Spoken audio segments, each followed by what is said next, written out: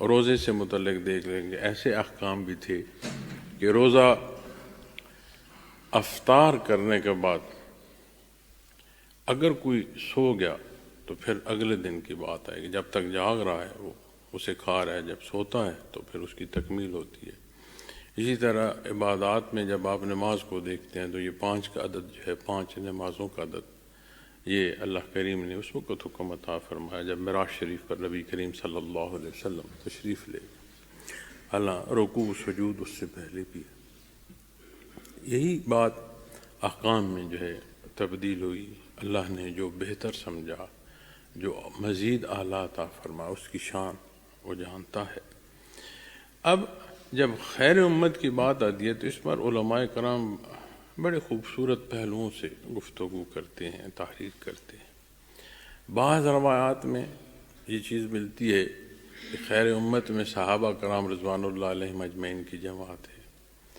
پھر بعض روایت ایسی بھی ملتی ہیں یا بعض تحقیق ایسی بھی ملتی ہے کہ صحابہ کرام رضوان اللہ علیہم اجمعین میں وہ ہستیاں جو مہاجرین ہیں، پھر ان بنیادی اوقات کے جو مخلوق ہیں، لوگ ہیں، برگزیدہ ہستیاں ہیں جنہیں اللہ نے یہ انعام عطا فرمایا کہ اپنے حبیب صلی اللہ علیہ وسلم کی نسبت وہ جس میں معیت اور رو برو ہونا نصیب ہے، وہ ساری جماعت ہے۔ پھر جب امت کی بات آتی ہے تو امتی کا رشتہ تو میں نے عرض کیا کہ وہ ماننا جو آپ کی رسالت کو مانتے ہوئے متبع ہو، تابع شریعت ہونا آپ صلی اللہ علیہ وسلم کا، یہ امتی کا رشتہ عطا فرماتے ہیں۔ ہاں یہ یقینی بات ہے کہ اس میں مدارج مقامات ہیں۔ کیوں؟ اس لیے عین صحابہ کرام رضوان اللہ علیہم اجمعین کے مبارک زمانے میں آپ صلی اللہ علیہ وسلم جلوہ افروز ہے۔ ہجرت سے پہلے والوں کی بات اور ہجرت کے بعد والوں کی بات، فتح مکہ سے پہلے کی بات، فتح مکہ سے بعد کی بات، اہل بدر کی بات اور اہل بدر کے علاوہ بات، یہ وہ حصے ہیں جو قرآن و احادیث میں بیان فرمائے گئے ہیں، جس میں عظمت جو بیان فرمائی گئی۔ اور جب آپ اعلیٰ پہلوؤں میں بات کرتے ہیں تو کبھی بات یہ نہیں ہوتی کہ جی یہ ادنا ہے، ہمیشہ جو بات ہوتی ہے اور جو قرآن کریم نے اصول دیا ہے کہ یہ بہتر ہے اور یہ اس سے بہتر ہے، وہ اس سے بہتر ہے۔ تنزلی کے پہلوؤں میں جو الفاظ ہوتے ہیں یہ استعمال نہیں فرمایا گیا، اسے پسند نہیں فرمایا گیا کہ وہ لفظ جو ہم بالعموم اپنی زندگی میں کمی کے بانوں میں استعمال کرتے ہیں، یہ بیان فرمایا گیا کہ اعلیٰ ہیں ان میں اور اعلیٰ ہیں۔ یہی بات اللہ کریم نے قرآن کریم میں ارشاد فرمائی اپنے مقربین کے نسبت۔ تو جب یہاں بات آتی ہے تو یہاں وہ فرمان جو نبی کریم صلی اللہ علیہ وسلم کا ہے کہ خیر القرون قرنی ثم الذین یلونہم ثم الذین یلونہم، او کما قال محمد رسول اللہ صلی اللہ علیہ وسلم، کہ زمانوں میں بہترین زمانہ آپ نے فرمایا کہ آپ کا مبارک زمانہ ہے، پھر فرمایا اس کے ساتھ متصل جو زمانہ ہے، پھر فرمایا جو اس کے ساتھ متصل زمانہ۔ اب اللہ ترتیب 3 زمانوں کی عظمت یہ شہادت دے رہے ہیں محمد رسول اللہ صلی اللہ علیہ وسلم۔ جہاں ان 3 زمانوں کی عظمت اللہ ترتیب بیان فرمائی جا رہی ہے، وہاں آنے والا جو وقت ہے اور آنے والے جو زمانے ہیں ان کی ترتیب کا تعین بھی ہو جاتا ہے کہ جو جو آپ کے مبارک زمانے کے قریب وقت ہے وہ اعلیٰ ہے اور اس سے اعلیٰ ہے جو دور ہے۔ اسی طرح اس کا اگلا حصہ جو فرمایا گیا اخرجت للناس، کہ لوگوں کے واسطے ظاہر کی گئی ہے، یعنی اس سے مخلوق خدا کو فائدہ ہوگا۔ اب جہاں دعوت حق ہے کہ ایمان کی دعوت دینا کہ لوگ کفر کی جو ہے وہ گھاٹیوں میں گرے پڑے ہوں اور وہاں سے اٹھا کر انہیں ایمان کی عظمتوں سے آشنا کرنا، یہ بہت بڑا احسان ہے اللہ کا کہ یہ کسی کو نصیب ہو۔ پھر اس ایمان کے پہلوؤں میں بندے کو اپنا عمل کرتے ہوئے مخلوق کو جو دعوت حق دینا ہے ہر 2 پہلو سے، یہ نہیں ہے کہ زبانی کلامی اور اپنا عمل نہ ہو، اپنا ذمہ اور اپنا حکم پہلے ہے اور دوسرے کی دعوت جو ہے وہ دوسرے درجے میں. تو وہ جو عملی صورت سے لے کر اور دعوت و تبلیغ، درس و تدریس، ہر پہلوؤں سے جو تربیت ہے وہاں تک مخلوق کو جو تربیت دینا ہے، یہ مخلوق کے خدا کی خیر کا سبب. اور اللہ کریم نے یہ اس امت کو عظمت عطا فرمائی، اور عظمت میں نے آپ کو نسبت جوڑ کر دی ہے. کیوں اس کی عظمت ہے؟ کہ امت محمد رسول اللہ صلی اللہ علیہ وسلم، اور آپ صلی اللہ علیہ وسلم امام الانبیاء کو مبعوث فرمایا اللہ رب العالمین. تو جو بنیادی حصہ ہے وہاں پھر بات پہنچتی ہے کہ ذات باری تعالیٰ، اللہ کی ذات، وحدانیت باری تعالیٰ، اس وحدانیت باری تعالیٰ تک پہنچنے کے لیے در مصطفیٰ صلی اللہ علیہ وسلم لازم ہے. اور امتی کے لیے سارا قرآن جو ہے یہ بنیاد ہے. اسی قرآن کریم کے حدود و قیود آپ احادیث مبارکہ میں، سنت خیر الانام میں، اور جو 3 عظمت والے الگ ترتیب زمانے ان کے جو اصول لے کر فقہ پر بحث کی جاتی ہے اور حدود کا تعین کیا جاتا ہے، وہ ساری بات جو ہے اسے اگر آپ ایک جگہ جمع فرمائیں تو وہ قرآن کریم. کوئی حکم ایسا نہیں ہے جس کی اصل قرآن سے، اور کوئی پہلو اور کوئی حد ایسی نہیں ہے جسے مقرر نبی کریم صلی اللہ علیہ وسلم نے نہ فرمایا ہو تو پھر وہ دین وہی ہے جو آپ نے ارشاد فرمایا. اسی لیے جب کوئی عمل کیا جاتا ہے تو یا وہ صالح ہے اور یا وہ غیر صالح. کیوں؟ اگر حکم کے مطابق ہے تو وہ صالح ہے، بھلے اپنی اولاد کی نگہداشت کرنا، اپنی اولاد کی ضروریات کو پورا کرنے اللہ کے حکم سے. تو نبی کریم صلی اللہ علیہ وسلم نے اسے صدقہ ارشاد عرض کی، یا رسول اللہ صلی اللہ علیہ وسلم اولاد اپنی پالنی ہے تو کیا یہ بھی اللہ کے نام کا صدقہ ہوگا؟ تو فرمایا کیا یہ اللہ کا حکم نہیں ہے؟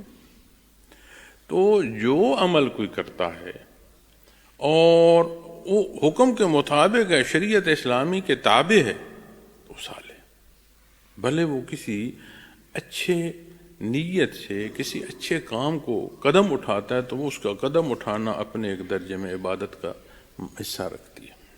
لا تقوم الساعة حتى لا يقال في الارض اللہ اللہ. اس حدیث شریف کو آپ صلی اللہ علیہ وسلم کے اس فرمان کو آپ نے یہاں بیان فرمایا کہ اس امت کا جو بنیاد اور اسے اللہ نے عظمت ایمان کی عطا فرمائی. جب تک صاحب ایمان دنیا میں ہے تب تک تمام کے پاس فرصت ہے. کیوں؟ تب تک قیامت قائم نہیں ہوگی. تو میں عرض کر رہا تھا، اور بات سنا کریں، یہ جتنی باتیں میں آپ سے کرتا ہوں کبھی گھوم پھر کر دیکھنا کہ کتنی جگہوں پر یہ باتیں آپ کو اور یہ پہلو آپ کو مل رہے ہیں. یہ اللہ کا احسان ہے کہ اللہ جل شانہ نے ایسے مشائخ عطا فرمائے ہیں. بلکہ میں آپ سے یہ عرض کروں گا، جب آتے ہو تو جو قرآن کریم سبقاً بیان کیا جا رہا ہے، اس وقت کا اعلیٰ استعمال یہ ہے کہ اس آیہ کریمہ کو پڑھ کر آیا کرو کہ جس پر تقریر ہونی ہے. اگر نہیں آ سکے تو جو آیہ کریمہ سنیے جا کر پڑھا کرو اور اس کا ترجمہ دیکھو. جب اسے پڑھو گے، اس کا ترجمہ دیکھو گے تو جتنی گزارشات میں نے کی ہیں وہ ساری تازہ ہوں گی، اور اس طرح تازہ ہوں گی کہ آپ کو اپنی زندگی میں نظر آئیں گی. تو پھر یہ جو جمعۃ المبارک ہے، دنوں کا بادشاہ ہے، بابرکت دن ہے، اس کی برکات کا حصول یہی ہے کہ ہم دین سمجھیں اور اس پر عمل کریں. یہ جو گرنا پڑنا ہوش میں رہا کریں. بندے مومن کے لیے یہ لازم ہے کہ اس کی دنیا کے اصول بھی سلامت ہونے چاہیے، چیزیں نپی تلی ہونی چاہیے. یہ جو ہے نا کہ کوئی پتہ نہیں کہاں کیا ہو رہا ہے، یہ بے ہوش زندگی صاحب ایمان کی نہیں ہوتی، وہ باہوش ہوتی ہے. تو میں عرض کر رہا تھا کہ حضرت جی رحمۃ اللہ تعالیٰ علیہ نے جو اس پہلو میں کہ مخلوق خدا کے لیے اس امت کی جو خیر ہے وہ فرمایا کہ یہ جو صاحب ایمان ہونا اور لوگوں کو ایمان نصیب ہوتا چلا جا رہا ہے، انہیں حیات نصیب ہے، ورنہ دنیا جو ہے اسے لپیٹ دیا جاتا.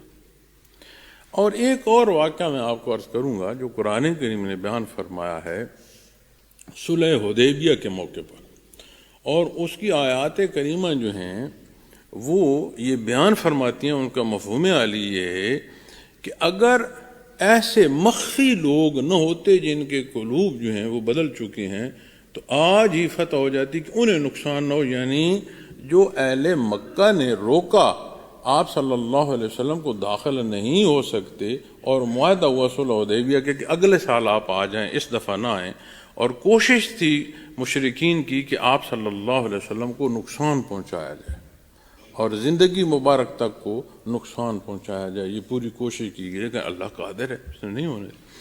اور جو آپ صلی اللہ علیہ وسلم کے خدا ہیں ان میں یہ جذبہ تھا کہ آپ ہمیں حکم دیں، ہم آج ہی بیت اللہ شریف میں بزور شمشیر داخل ہوتے ہیں اور جو روکے گا اسے تہ تہ کر دیں.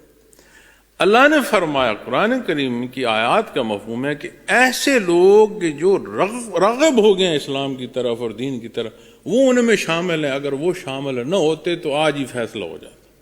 اب آپ دیکھیں کہ نبی کریم صلی اللہ علیہ وسلم جلوہ افروز ہیں اور مقابل جو ہیں ان میں ایسے لوگ ہیں جو مخفی طور پر ان کے اندر ایمان جو ہے انہیں نصیب ہو گیا، اور ظاہر نہیں ابھی انہوں نے کیا، وہ مخفی ہیں، چھپے ہوئے ہیں.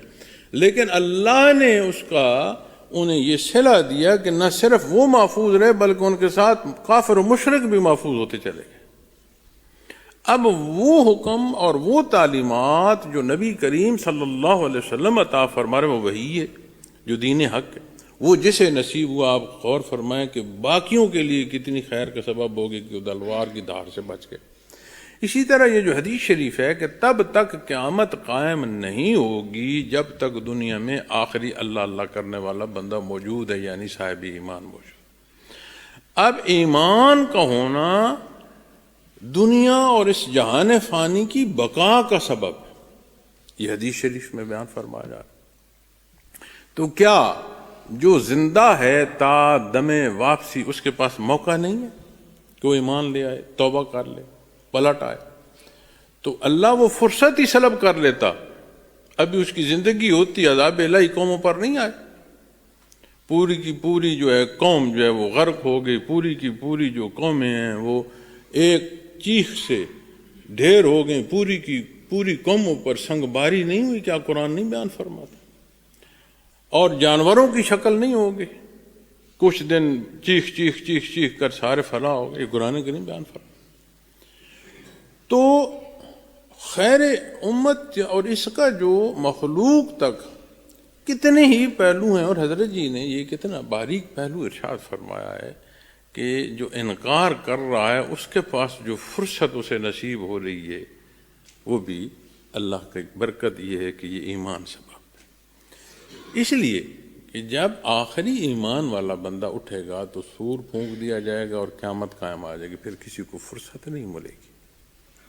بڑی واضح حصوں میں جو قیامت کے برپا ہونے کے بارے آپ صلی اللہ علیہ وسلم نے ارشاد فرمایا، ان حصوں میں یہ بہت واضح طور پر بیان فرمایا گیا. اخرجت للناس، لوگوں کے لیے. اب میں ایک سوال آپ سے کرتا ہوں، اپنے آپ سے بھی کرتا ہوں. اللہ ہمیں یہ عظمت عطا فرما رہا ہے کہ وہ امت جسے یہ شرف نصیب ہے کہ امت محمد رسول اللہ صلی اللہ علیہ وسلم، اور اخرجت للناس، اللہ نے اسے ظاہر فرمایا، پیدا فرمایا مخلوق کی بھلائی کے لیے. کبھی غور کیا ہم نے جو حقوق و فرائض ہیں وہ جو چھوڑ دیے ہیں، ہم کہاں کھڑے؟ اپنے والدین کے جو حقوق ہیں، جو اپنے بچوں کی تربیت اور شفقت ہے، اپنے سے بڑوں کا جو احترام ہے، چھوٹوں کے ساتھ جو شفیق ہونا ہے، ہمسائے کے جو حقوق ہیں، اپنے جاننے والوں کے ساتھ، گزرنے والوں کے ساتھ. اسلام تو ہمیں یہ فرماتا ہے پہل کرو سلام دینے میں. تو کیا ہم نہیں دیکھتے کہ بلائے گا تو بلا لیں گے؟ یہ کو مجھ سے بڑا ہے، کیا یہ ہم اپنے اندر دیکھتے ہیں یا نہیں دیکھتے؟ ایک پیٹ سے پیدا ہونے والے بہن بھائی چند ٹکے اور چند ٹکوں کی جو زمین ہے اس پر ایک دوسرے کا کیا حشر کر رہے ہیں؟ کبھی غور کیا ہم نے؟ اور یہ وہ امت ہے جو مخلوق خدا کی بھلائی کے لیے اللہ نے اسے پسند فرمایا. تو ماں بہن اپنے اندر کیا کر رہی ہے، کبھی غور فرمایا؟ تو ہمیں کیا کرنا چاہیے اور ہم کیا کر رہے ہیں؟ اگر یہ ادراک، یہ سمجھ نہیں ہوگی تو یہ نہیں ہے کہ یہ ہاں سارا کچھ گزر جائے گا. نہیں بھائی، یہ صرف گزر نہیں جائے گا. ایک ایک عمل اور ایک ایک کام کا اللہ کے حضور حساب دینا ہوگا. قرآن فرماتا ہے کہ جب گرفت آئے گی تو وہ کہہ اٹھیں گے کفار کہ یہ کیسی تحریر ہے جو کوئی باریک سے باریک بات بھی نہیں چھوڑتی. یہ نہیں کوئی کہہ سکے گا جی مجھے نہیں معلوم کیا ہوا. ایسی شہادتیں روز معاشر آئیں گی کہ کوئی کہہ نہیں سکے گا. تو جب بات آتی ہے اخرجت للناس، یہ کیسے کوئی عطا کر سکے گا جب وہ خود اختیار کرے گا. جو خود بے عمل ہوگا وہ اس قابل نہیں ہو سکتا کہ وہ دوسروں کی بہتری کا سبب کر سکے. آپ نے ایک بات عام سنی ہوگی، اکثر لوگ یہ بھی کہہ رہے ہوتے ہیں وہ جی لوگوں کی بھلائی کر لو، عبادت رہ بھی جائے تو کوئی رہی نہیں، اللہ معاف فرمانے والا. کمال ہے بھائی، کون ہو تم بھائی جو یہ شریعت کا فیصلہ اور حکم نافذ کر رہے ہو؟ تمہیں شرم نہیں آتی؟ ایک بے عملی کر رہے ہو اور اس پر اتنا سینہ زوری کر رہے ہو کہ اللہ کے سجدے کو تم کہہ رہے ہو خیر ہے کہ اس کا حضور سجدہ ہو نہ ہو. تم ہوتے کون ہو بھائی؟ اور خود اپنے لیے تو گڑھا کھود ہی رہے ہو، دوسروں کو بھی ڈبونے کا سبب بن رہے ہو. یاد رکھنا، جو اللہ کی عبادت کا لحاظ نہیں کرتا اس کے سامنے نہ انسانیت کا لحاظ ہے اور نہ رشتوں کا لحاظ ہے. وہ اس قابل ہی نہیں لیتا کہ اس کے اندر لحاظ ہو. کہتے ہیں حقوق اللہ کی خیر ہے، حقوق العباد پوری کرو. اور وہ انسان ہوگا تو انسانوں کے حقوق پورے کرے گا نا، چونکہ قرآن اسے فرماتا ہے قل ہم بل اضل، وہ جانور سے برا ہے. تو جو جانور سے بھی برا ہو جائے گا وہ انسانیت کے لیے بقا کیسے کرے؟ تو اس زندگی کو اللہ کا احسان جانے. یہ زندگی چل رہی ہے، ہم سانس لے رہے ہیں، عزیز و اقارب کے ساتھ ہماری گفتگو ہو رہی ہے، ہماری گودوں میں ہماری اولاد پل رہی ہے، اپنے والدین دیکھ رہے ہیں، خدمت کا موقع مل رہا ہے، اللہ کا شکر ہے، وہ رکوع سجود دے رہے. آپ دیکھیں جمعۃ المبارک ہے، اس کا احسان کہ اس نے پاک صاف ہو کر اپنے گھر میں اپنے سجدے کو پسند فرمایا. اسے عام نہ جانے. ہم بڑے عام سے لوگ ہیں، میں خود بڑا ایک عام زندگی بسر کرتا ہوں، اور کوئی میں یہ کہوں کہ میری کوئی بہت بڑی حیثیت ہے، نہیں، ایسی نہیں بات. لیکن اللہ کریم نے خیر عطائی فرمائی ہوئی ہے. اور میں دیکھتا ہوں کہ کئی لوگ جب ملتے ہیں، کسی کے حوالے سے ملتے ہیں، تو وہ یہ کہتے ہیں کہ بڑی بات ہے کہ میری ملاقات ہوگی. تو میں حیران ہو جاتا ہوں، یہ بھی مخلوق، میں بھی مخلوق، عام سا بندہ ہوں. تو یہی بات یہاں کے جو حکمران ہیں، دنیا کے طاقتور لوگ ہیں، ان کی نسبت دے. پورے مخلوق کا زور ہوتا ہے کہ جو حکمران ہے، جو طاقتور ہے، اس کے ساتھ میرا تعلق ہو، وہاں تک میں پہنچ جاؤں. وہ بھائی وہاں تک پہنچ جاؤ گے تو کیا ہوگا؟ کیا وہ مخلوق نہیں ہے؟ کیا وہ محتاج نہیں ہے؟ کیا اللہ کے امر کا پابند وہ نہیں ہے؟ وہ جو سانس آئی آئی، نہ آئی نہ آئی، وہ کیا لا سکے گا؟ تو ہم حیثیتوں کو اپنے لیے اتنا محترم سمجھتے ہیں، اور اس بارگاہ عزتی نے پسند فرمایا کہ اس کا حضور ہم اپنا پیشانی ٹیکیں اور سبحان ربی الاعلی عرض کریں. کیا اصل یہاں ہے کہ نہیں؟ تو یہ جھوٹی جو باتیں ہیں اور یہ جو جھوٹی زندگی کے حصے ہیں، ان میں ہم دھکے کھاتے رہتے ہیں، اور جو امتی ہونے کا شرف ہے اسے ہم چھوڑ دیتے ہیں. جائزہ لیا کریں. یہ جو آیات تلاوت کی جاتی ہیں، جن پر گزارشات پیش کی جاتی ہیں، انہیں پڑھا کریں. پڑھ کے اس ترجمے کو دیکھا کریں، پھر اس گفتگو کا جائزہ لیا کریں. پھر ضروری ہے کہ ہم دیکھیں کہ قرآن کیا فرما رہا ہے، بات ہوئی کیا ہے، اور ہم کیا کر رہے ہیں، ہمارا لین دین کیسا ہے، ہمارا کلام میں صداقت کتنی ہے. وہ جو سچ نہیں بول سکتا وہ اپنی خیر نہیں کر رہا، وہ دوسرے کی خیر کیا کرے. کیا آج ہماری گفتگو میں سچ ہے؟ کیا اپنے کاروبار میں ہم سچ بولتے ہیں؟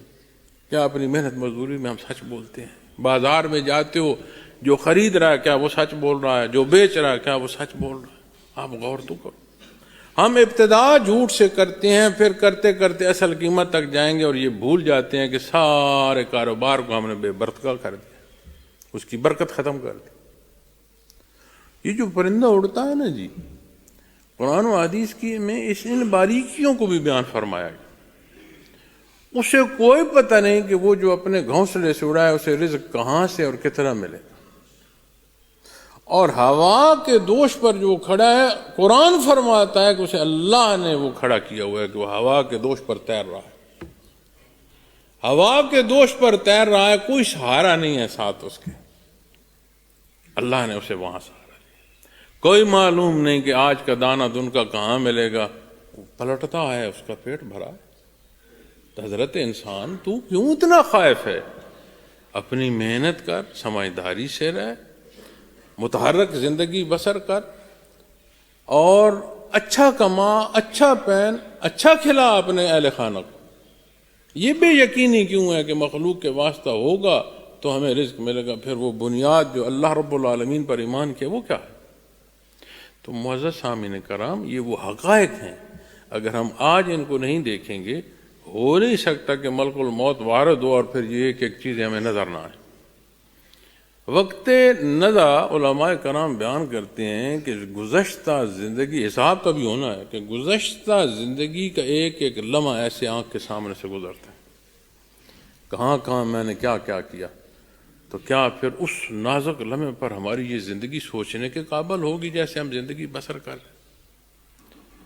یہ جو میں عرض کر رہا ہوں، میں یہ نہیں کہہ رہا کہ میں بڑا نیک اور پارسا ہوں، میں آپ کے ساتھ شامل ہو کر یہ گفتگو کر رہا ہوں، اور میرا یہ ماننا ہے، قرآن میرے سامنے، سچے دل سے اپنے اللہ سے توبہ کر لی جائے، وہ معاف فرماتا ہے، اسے محبوب ہے معاف فرمانا، وہ رب العالمین ہے، ہر ایک کی ہر لحظے ہر ضرورت پوری فرمانا، یہ اس کی شان ہے۔ کیا ہم معافی مانگنے کو بھی تیار ہیں؟ یہ سوال ہے۔ فرمایا تأمرون بالمعروف وتنہون عن المنکر۔ اس خیر میں جو اگلا پہلو ارشاد فرمایا، وہ فرمایا تم نیکی کا حکم کرتے ہو اور برائی سے منع کرتے ہو۔ اب جو نیکی کا حکم کرتا ہے، پہلا حکم اس کے اپنے نیک اعمال پر لاگو ہوگا، اطلاق وہاں ہوگا۔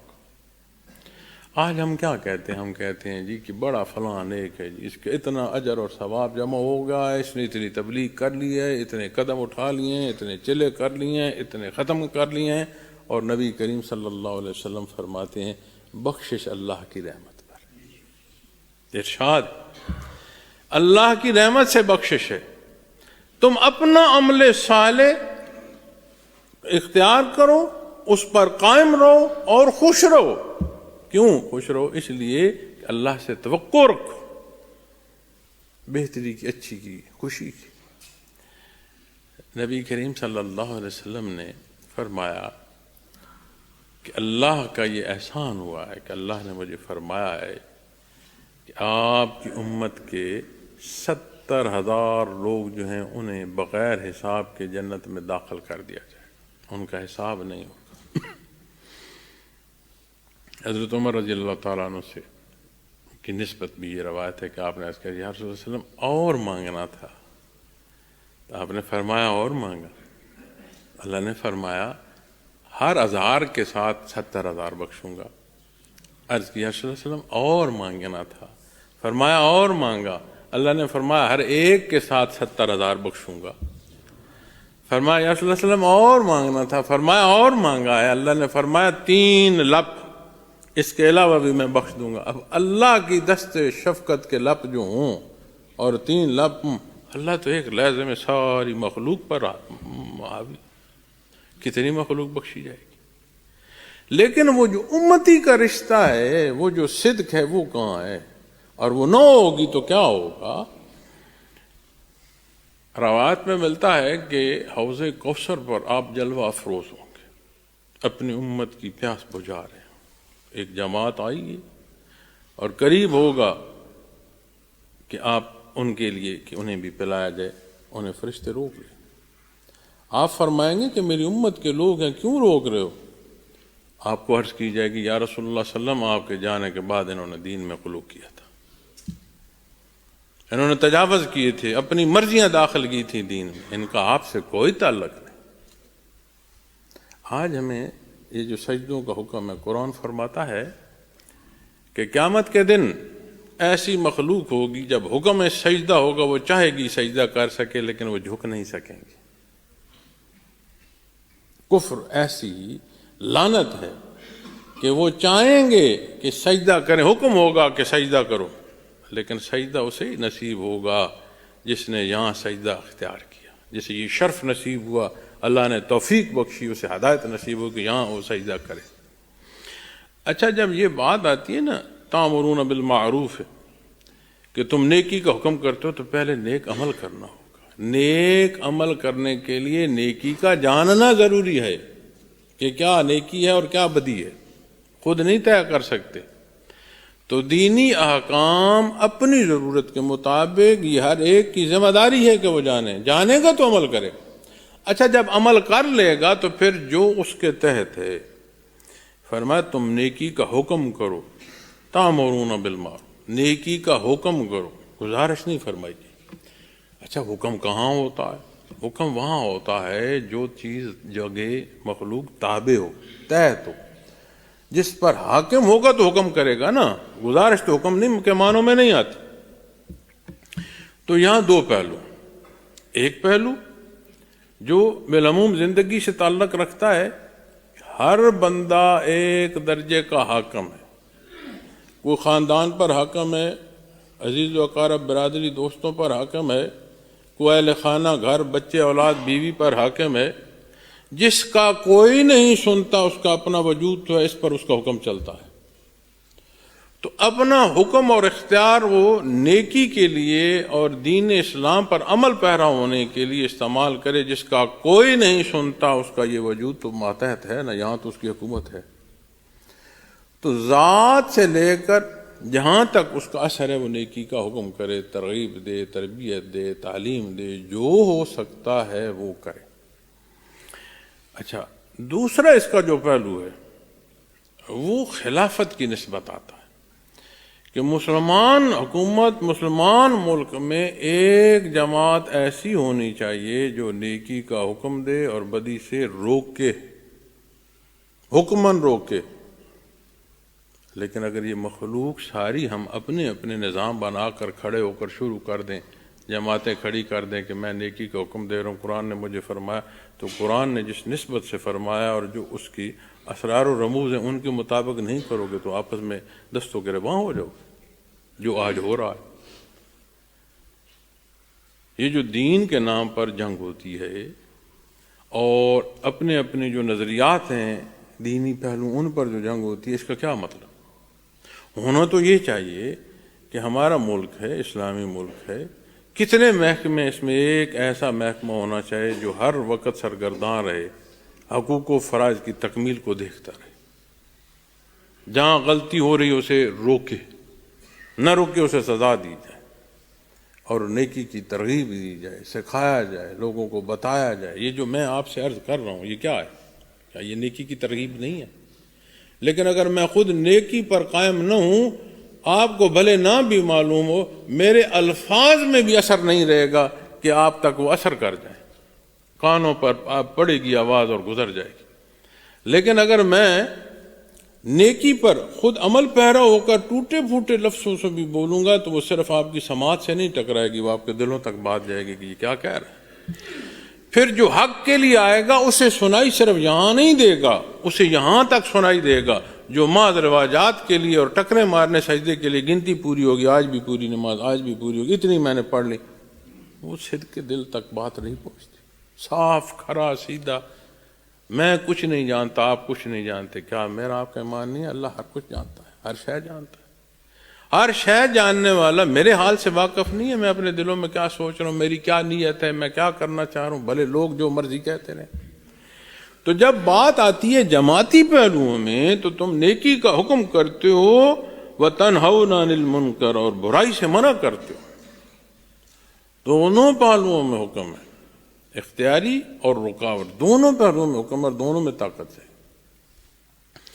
اللہ جل شانہ نے ہمیں وطن عزیز پاکستان عطا فرمایا، یہ اس کا بہت بڑا حصہ۔ آج کی ہماری نسل نہیں جانتی کہ جب قیام پاکستان ہوا تو لوگوں نے کتنی قربانیاں دی، کوئی نہیں معلوم۔ ہمیں کیا بتایا جاتا ہے؟ ہمیں یہ بتایا جاتا ہے آج کا فیشن یہ ہے۔ ہمیں کیا بتایا جاتا ہے؟ دنیا نے مادی ترقی ان شعبوں میں کی۔ اے کاش ہمیں بتایا جاتا کہ ہمارے اجداد نے کتنی قربانیاں دی۔ یہ جو سنگلاخ پہاڑوں میں آج جنگیں ہماری پسند و ناپسند کی ہو رہی ہیں، انہی سنگلاخ پہاڑوں اور رستوں سے لوگ یہاں تک دین پہنچانے کا سبب ہوئے، شہادتیں کرتے آئے، اللہ کے راہ پر قربان ہوتے گئے۔ زمین گواہی دے گی روز محشر جب سور پھونکا جائے گا کہ کس جگہ کس شہید کا مدفن ہے، اور وہاں سے جب وہ اٹھے گا تو معلوم ہوگا مخلوق کو کہ یہ اللہ کی راہ پر سفر کرنے والے تھے۔ انہی راستوں پر، انہی پہاڑوں پر آج ہم کتنا فساد کر رہے ہیں۔ کیوں فساد کر رہے ہیں؟ اپنی مرضی کے لیے، وہ کرو جو میں چاہتا ہوں۔ وہ بڑی مخلوق آئی جی یہ کہنے والی، وہ کرو جو میں چاہتا ہوں، آج کدھر ہے؟ خیر ہے، تم بھی کہہ لو، اپنا وقت پورا کر لو گے اور حساب دینا اپنے۔ آپ دیکھیں کہ اتنی قربانیوں سے حاصل ہونے والا یہ ملک، اسلام کے نام پر بننے والا یہ ملک، اور اسلامی نام سے موسوم ہونے والا یہ ملک، ہر شے ہے، اسلام کا ہمیں کہیں مقام نہیں ملتا۔ نظام عدل میں دیکھو، نظام معیشت میں دیکھو، نظام تعلیم میں دیکھو۔ حیرانگی کی بات ہے کہ تاریخ میں دیکھو، تاریخ تو نہیں نہ بدلتی، آپ اپنی تاریخ کی کتاب اٹھاؤ، ہر 10 سال بعد تاریخ میں معاملات بدلے ہوئے ہیں۔ کمال ہے بھائی، ہم کیا کر رہے ہیں، کس طرف جا؟ آئے روز کتنے ہمارے شہید ہوتے ہیں، خوبرو جوان، مائیں بیچتی ہیں کہ میرا بیٹا ملک کے دفاع کے لیے جا رہا ہے، بہنیں منتظر ہیں، نو بیاہی بچیاں منتظر ہیں کہ میرا خامند گیا ہوا ہے، واپس اس کے وجود ڈبوں میں آ رہے ہیں۔ کس لیے آ رہے ہیں؟ اللہ بہتر جانتے ہر ایک کی نیت۔ دین اپنی مرضی سے نافذ کر کے کوئی نام رکھ لو، فساد کر رہے ہو۔ اور یہ جو ایک ایک خون آ رہا ہے ہمارے گھروں میں ڈبوں میں بند ہو کر، اس سارے کا حساب جب اللہ کے حضور دینا ہوگا تو پھر بڑا مشکل ہو جائے گا۔ یہاں بھی ذلیل ہوگے، وہاں بھی ذلیل ہوگے۔ لیکن جن کے پاس اختیار ہے وہ کیا کر رہے ہیں؟ جو حکومت میں ہیں، جو حکمران ہیں، وہ کیا کر رہے ہیں؟ آپ ایسے فیصلے کرتے ہیں جن سے آنے والے وقت میں بھی فساد ختم نہیں ہوتا، تو کیا وہ حساب دیں گے تو تم نہیں حساب دو گے؟ کیا ہم حساب نہیں دیں گے جو اپنے لالچ میں مخلوق اور عہدیداروں سے اور اس سے بڑے بڑے ناموں سے چمٹے رہتے ہیں کہ جی اس کو اگر حکومت مل گئی تو مجھے یہ فائدہ ہوگا؟ کیا مجھے نہیں اللہ کے حضور حساب دینا ہوگا؟ تو خدا را رحم کریں اپنے آپ پر، اپنی قوم پر، اپنے ملک پر۔ بہت خوبصورت ملک ہے، اس ملک میں اتنے ذرائع ہیں اور کبھی یہ ملک بھوکا نہیں ہو سکتا۔ یہ ہماری بدعمالیاں ہیں جو ہمیں بھوک کر رہی ہیں، یہ ہمارے وہ کام ہیں جو اپنے نظام کو ہم نقصان پہنچا رہے ہیں۔ اس وجہ سے یہاں افلاس ہے، یہاں تنگی ہے، اور اس کے باوجود ہماری خواہش ہوتی ہے۔ میں حیران ہوتا ہوں کہ بیرونی ممالک کے وفد آتے ہیں، ہم چونکہ چہرہ جانتے ہیں نا جی، ورنہ دیکھنے سے نہیں معلوم ہوتا کہ آنے والے جو ہیں وہ کون ہیں، اور جو ہمارے ہیں یہ کون ہے۔ حلیے لباس سب کے ایک جیسے، ہم دیکھنے میں بھی چاہتے ہیں کہ ایسے لگیں جیسے کافر و مشرک ہیں۔ اب مجھے بتاؤ پھر کیا دین کے حصول ہوگا؟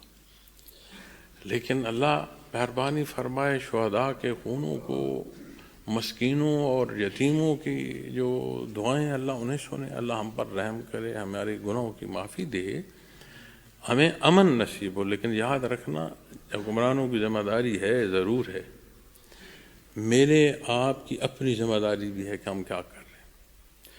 فساد فی الارض میں ہر غلط حکم داخل ہوتا ہے اپنی اپنی حیثیت کے مطابق۔ اب میں اتنا ہی کر سکتا ہوں جو میں آپ سے عرض کر رہا ہوں، یہاں میں جو نقص کروں گا میں بھی فساد کر رہا ہوں گا، اور اگر میں یہاں انصاف سے بات کروں گا، اللہ کی رضا کے لیے بات کروں گا، تو یہ عمل صالح ہوگا۔ تو جب بات آئے گی کہ برائی سے منع کرتے ہیں، تو کیا خود برائی سے رکنا ہے یا نہیں رکنا؟ تو جب خود برائی سے روکیں گے، اور ایک عجیب بات آپ سب کو میں عرض کرتا ہوں، میری آیا کریمہ تو بیچ میں رہ گئی، نہیں میں پورا بیان کر سکا، کیونکہ یہ ایک درد ہے۔ کبھی سوچا کرو، کبھی دیکھا کرو کہ ہمارے ملک میں کیا ہو رہا ہے، ہمارے رشتوں میں کیا ہو چکا ہے، ہماری دوستیاں کیا ہے، گرد و پیش دیکھا کرو۔ ایسے نہ ہوا کے جھونکوں پر اڑتا رہا کرو، جیسے ککھ ہوا کے جھونکوں پر اڑ رہے ہوتے ہیں۔ انسان کا یہ مقام نہیں ہے کہ جدھر کی ہوا آئے اور ادھر اڑ جائے۔ دیکھا سنا سوچا کرو کہ یہی زندگی ہے مسلمان کی جو ہم گزار۔ کیوں؟ اس لیے کہ ہمارے اعمال یہ ہیں۔ تو میں ایک بات جو آپ سے عرض کرنا چاہتا ہوں وہ یہ ہے، ایک ہے ظاہری طور پر کسی عمل کا اثر ہونا، مثلا یہ اب دیکھنا، یہ میں نے اس پر ہاتھ مارا، اس کی آواز پیدا ہوئی، یہ کیا ہے؟ ظاہری اثر۔ ایک ہوتا ہے باطنی اثر۔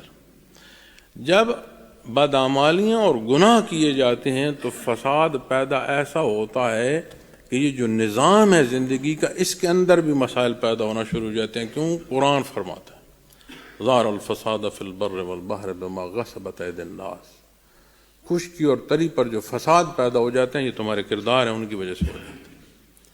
اگر فساد پیدا ہو جاتا ہے کسی کی بد عملی سے تو کیا نیکی سے امن پیدا نہیں ہوگا؟ تو جو نیک اور صالح عمل کرو گے صرف ذاتی نیکی کا حصہ نہیں آئے گا، جو مخلوق خدا کی بہتری کے اسباب میں تمہاری نیکی کا حصہ جائے گا، تمہیں وہ اجر بھی ملے گا۔ پھر تمام باتوں کی ایک بات، ایک قوم کی عمر ہے، ایک ملک کی عمر ہے، ایک دنیا کی عمر، کیا میری اور آپ کی ذاتی اکائی میں ایک بھی عمر کا معنی آئے گا کہ نہیں؟ میرے لیے تو سب سے پہلی بات ہی میری ذات آج کوئی معلوم نہیں، ابھی بول رہے ہیں پتہ نہیں اگلی سانس آئے نہ آئے، اپنا حساب کتاب بند ہوگا اور چل پڑے۔ ہاں دیکھو کیا ہو رہا ہے، دیکھو کیا کر رہے ہیں۔ وہ غفور الرحیم ہے، اس سے اپنی کمی بیشی کی معافی مانگتے ہوئے اعمال صالح کی توفیق اور ہدایت مانگی جائے۔ آپ دیکھو رمضان المبارک آ رہا ہے، یہ 15 شعبان کو، نصف شعبان نبی کریم صلی اللہ علیہ وسلم نے اس کی برکات میں امہات المومنین سے روایت ہے کہ غیر رمضان میں اتنے روزے کسی اور مہینے میں نبی کریم صلی اللہ علیہ وسلم نے نہیں رکھے جتنے شعبان المعظم میں رکھے۔ اور کیوں رکھے ہیں؟ انتظار رمضان کی نیت سے، کہ رمضان کا آپ انتظار فرمائیں۔ ہم نصف شعبان میں کیا کر رہے ہیں؟ پتنگیں اڑاؤ، یہ دن مناؤ۔ یہ جو پتنگوں کا دن پورے پنجاب میں منایا جا رہا ہے، کبھی دیکھنا کہ یہ شروع کس نے کیا تھا؟ وہ ملک چھوڑ کر ہمیں نگوں کا آئے ہیں، لاکھوں لوگوں کی قربانیاں دی ہیں، تم بسنت منا لو، وہیں رہتے، وہیں بسنتے مناتے رہتے۔